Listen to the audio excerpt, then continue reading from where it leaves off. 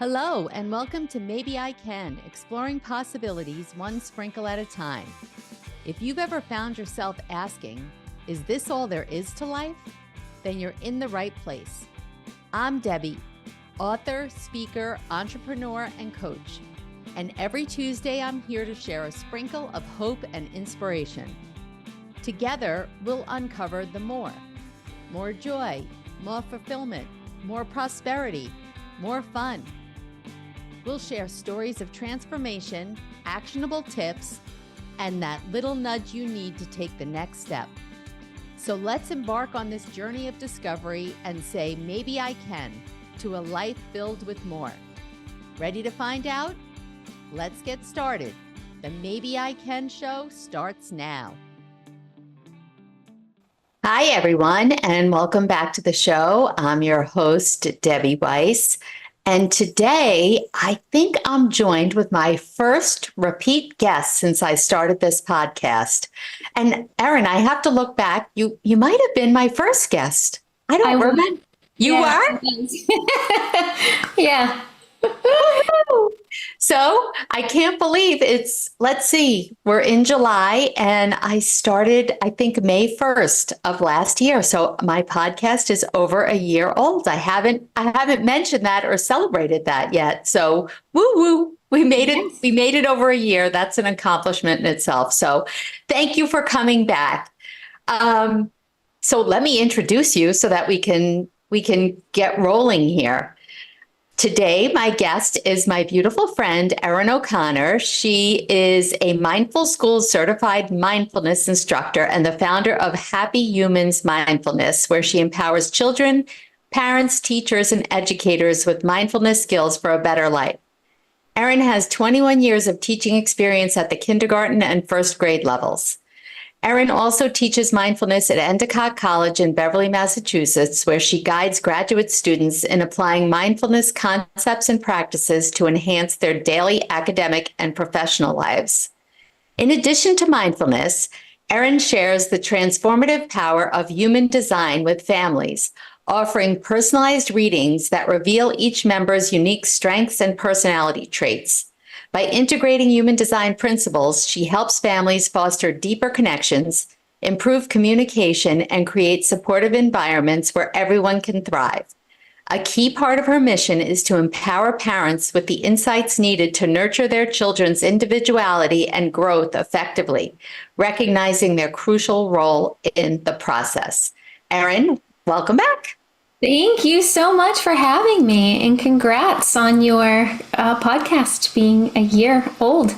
Yeah, thanks. It seems like yesterday I was just fighting tooth and nail saying, no, I'm not going to do it. What am I going to say? And I remember Shana, my coach, being like, I'm telling you, you're going to love it. It is right up your alley. And I hate to say it, she's right. It's almost like admitting like your parent was right when you didn't want them to be right. You know what I mean? Yes, absolutely. Yeah. So we're here today because last time we talked all about mindfulness, which we might touch on again.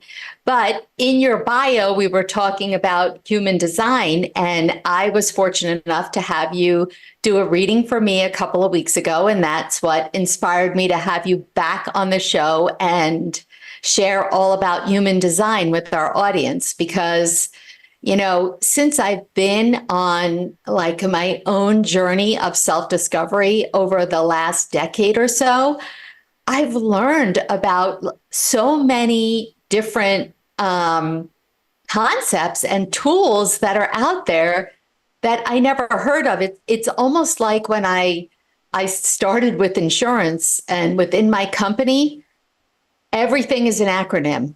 I was like, why is there not one big book of acronyms? Everybody's talking in this code, this code language, and they have not given me the book. And that's kind of what I felt like when I first arrived on this, spirituality, personal development scene. And human design is definitely one of those, even though it's not an acronym, I had never heard of it before. So why don't you just give us an overview of what it even is and where did it come from and how old is this thing? So human design is absolutely fascinating. I believe it was developed in the 80s, so it's not that old. Okay. And it's based on the idea that each person has a specific design or a specific blueprint that they are born with.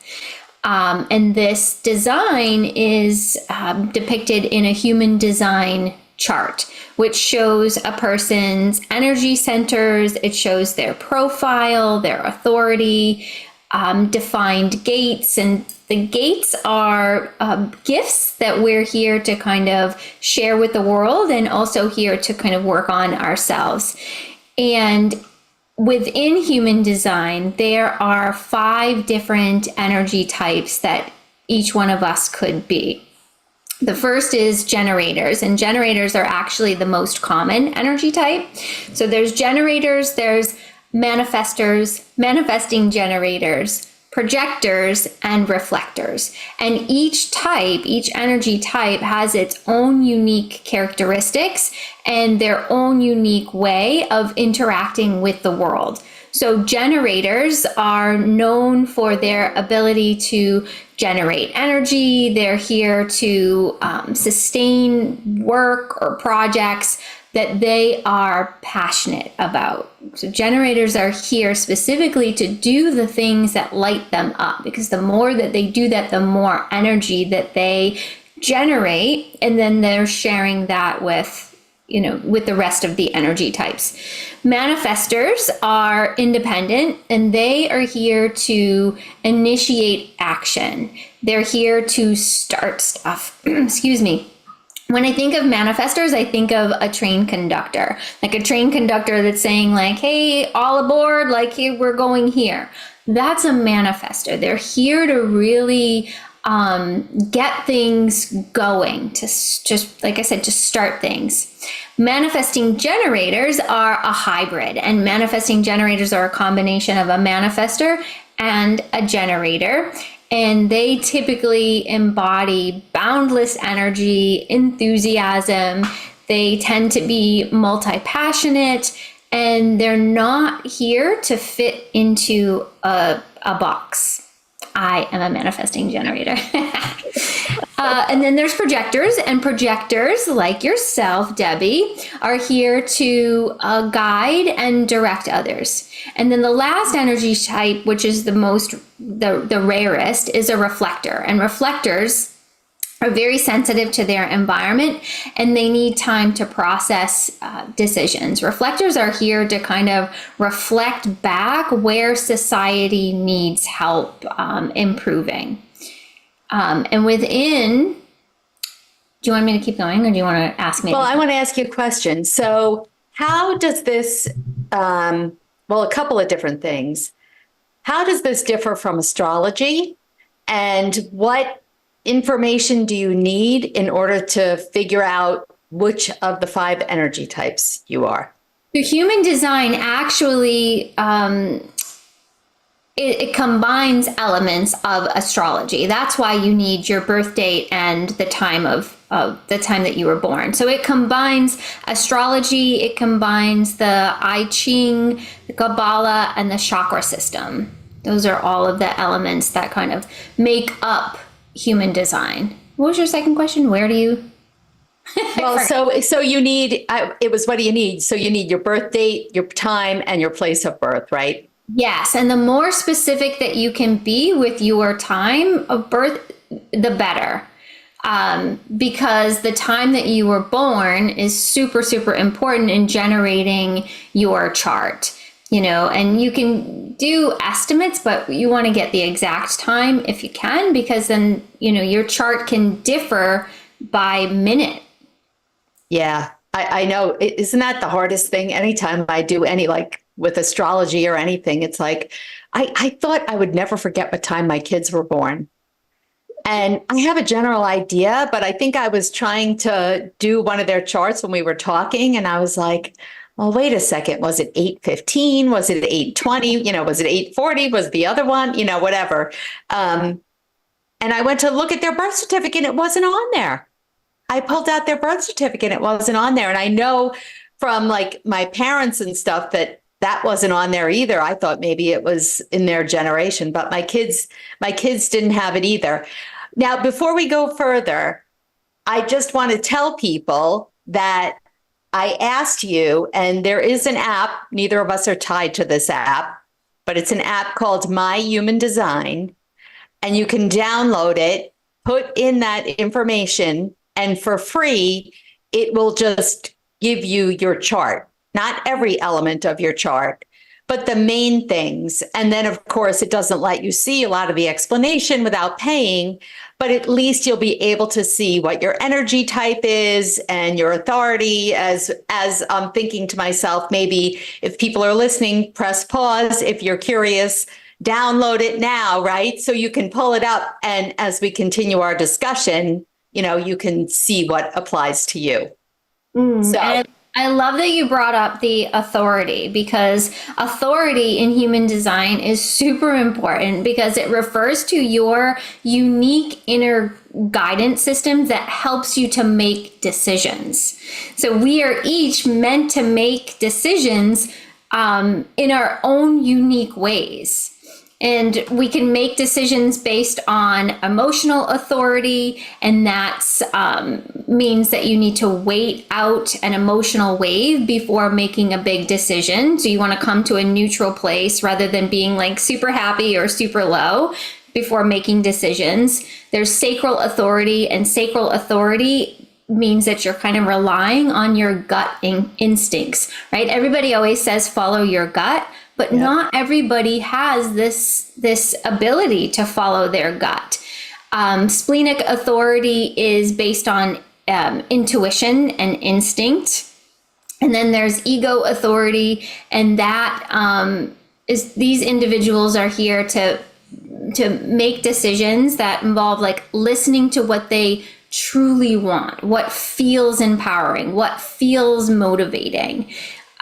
There's G center authority, and that's for people. These people who have this authority need to actually speak out their decision, like speak out loud so that they can hear themselves to then make their decisions. They need to be able to hear their own voice. Then there's mental projectors, mental authority, and that means that you really kind of want to no design is meant to make a decision from their mind. And that's what we're conditioned to do, is to make decisions from our mind. So with mental authority, they're also meant to talk things through, but they're also meant to kind of talk things through in different environments. So their surroundings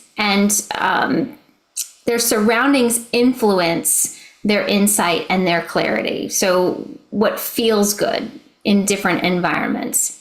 And then the last one. Sorry, go ahead.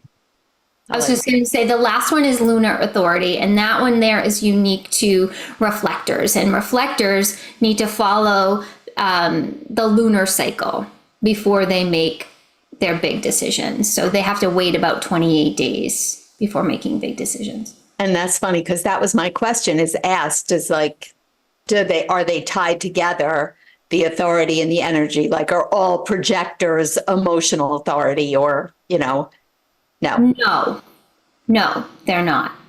So everybody's authority is unique, and that also impacts, the birth time, your authority. Mm-hmm.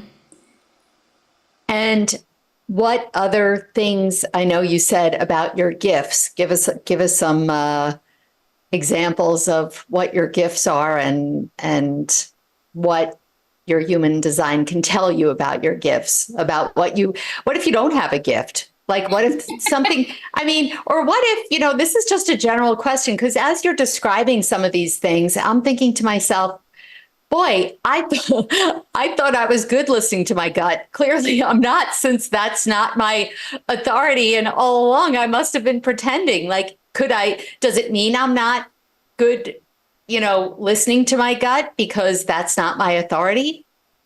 Does one need the other, so to speak? Yeah, I mean, you might, like I said, you might not even have, so in order to have sacral authority, your sacral needs to be defined in your human design chart. So within your human design chart, there are 9 different energy centers. So it's kind of like the chakra system, except the chakra system has 7.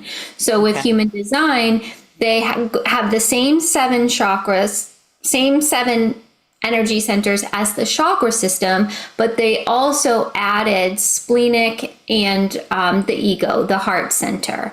And so that makes up 9. And so within your chart, these centers can be defined, which means that you have consistent access to the energy of each one of those centers, or they can be undefined. And undefined means that you don't have consistent access and you're kind of borrowing the energy of those centers when you're with people who have those centers defined. And so sacral authority, in order to have that, your sacral has to be defined. And so, it's that, and people always think, that they have it, but sacral authority is this ability to kind of feel it, like I said, in your gut. And that might come through sounds. It might come through like or nodding of your head, or actually physically moving towards something. And so being able to follow your strategy helps you to live with a little more like ease, because you start to understand how you're actually your authority, how you're meant to make your decision, so that you don't get, confused, like, oh, wait a minute, I'm supposed to follow my gut, but I don't actually feel anything. So if I don't feel anything, I must not want to do this, but it just might not be your authority. Oh my goodness. I feel like each of us should be wearing a shirt that lists all these things. So you could walk up and be like, oh, hi, I'd like to borrow this from you right now because I'm undefined and I need your help. I'd say that the most important things for anybody who's just kind of like learning about human design or kind of getting into it is, understanding what your energy type is, what your authority is, right? How you're meant to make decisions. And then there's also, it's called strategy. And strategy guides you to the way that you're meant to kind of interact with the world, the way that you're meant to kind of make your decisions. And there are different strategies that each energy type has. So manifestors, for example, their strategy is to inform. So they're designed to initiate. So that means that they're designed to start stuff and bring new ideas into the world. And their strategy is to inform other people of their decisions and their actions before they take them.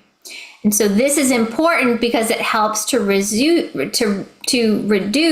any resistance or misunderstandings from other people, right? So making it easier for them to kind of move forward with their plans without getting stopped in the middle of doing something. A generator's strategy is they're meant to respond. So generators are designed to respond to life rather than initiate action. And so their strategy is to kind of wait for something external from their environment to respond to. So that might be a question, it might be a request, it might be a situation, right? And so responding allows generators to use their energy in a sustainable way. So engaging in only the activities that truly light them up, that truly satisfy them. Do you want to hear the others, or do you want to? Yeah, well, you've gone this far. Come on. What if I'm one of the others? I want to hear. So manifesting generators, their strategy is also to respond, but because they're a hybrid of a manifestor and a generator, they also have that their strategy is also to inform others of their actions. Right. So they're here to respond, but they're also here to tell people like, hey, this is what I'm doing. And projectors, like yourself, are meant to wait for the invitation. So projectors are designed to guide and manage others. And their strategy is to wait for invitations to share their insights. Because when they don't wait for an invitation from somebody else to share, what you see within them, or a better way that they can do things, it repels them. And so it's super important to wait for somebody to either be interested in what you're doing, or specifically even just ask you for advice. And let me stop you right there and say I apologize in advance to anybody that I gave advice that you didn't really want it. Whoopsie. That's why this is so great. Right? Because you learn all of these things about yourself. Yeah. And reflectors are meant to wait for the lunar cycle. So they're designed to reflect back the health of their community, their families. And their strategy is to wait a full 28 days before making major decisions. And this waiting period allows for reflectors to gain clarity and perspective. So ensuring that their decisions are in alignment with their true self and with their environment. All right. So now let's talk a little bit, because during our conversation, you really enlightened me about the way that I was thinking of certain things down the road with my own son, right? And you were like, yep, he's this, forget it, you're barking up the wrong tree. And I did. It really made me change what my goals were for him moving forward. So how do parents, you're working mostly with parents who have little guys, right? For the most part. Yeah, teenagers. Or teens, that's true. That's true. So how do you show them to use this? So I bring it about by, kind of asking them if they're interested in learning more about their child's unique abilities. And then that kind of opens up the door of, talking about human design. And for parents, it's super helpful because it gives them an idea of who their child really is versus the conditioning that society and them as parents can be putting on their child, right? And so it helps them to understand who their child really is and what their unique abilities are, right? And so I was on the treadmill one day and I was kind of thinking about one of my little guys that I was working with, and the dad kept saying, I just don't understand how she works, what she does. And I was like, oh my goodness, human design. We need to bring human design to parents to help them understand their children better, to help them understand how their children are meant to communicate and meant to make decisions. And it just helps the family unit to be more kind of cohesive, because it allows the parents actually, and when the child is in alignment, right? But it allows the parent to view their child through the lens of compassion, through this lens of understanding, oh, okay, they are different than I am, but this is who they are designed to be. And without the parent trying to change who their child is. Oh my goodness. That so resonates with me, because all I think about and nowadays, thank goodness, there's so much more awareness that everybody doesn't fit into a box, right?